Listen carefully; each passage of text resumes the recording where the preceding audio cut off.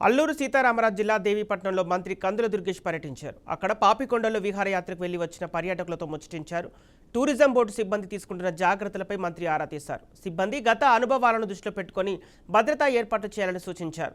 కాగా టూరిజం శాఖలో మొత్తం 16 బోట్లు ఉండగా అందులో 14 బోట్లు ప్రైవేటు సంస్థలకు చెందినవని తెలిపారు.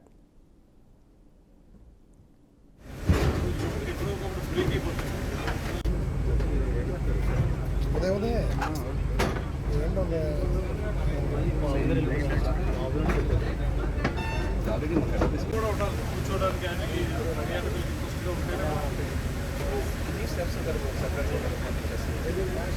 ఇక్కడేమో ఎక్కువ స్టెప్స్ రస్ట్ పెట్టేసుకున్నాయి.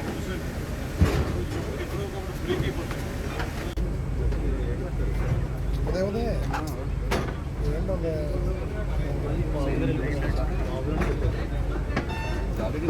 కూడా ఉండాలి కూర్చోడానికి పర్యాటకులకి దృష్టిలో ఉంటేనే ఇక్కడేమో ఎక్కువ స్టెప్స్ రస్ట్ పెట్టేసుకున్నాయి. ఎప్పుడో ఒకప్పుడు బ్రేక్ అయిపోతాయి.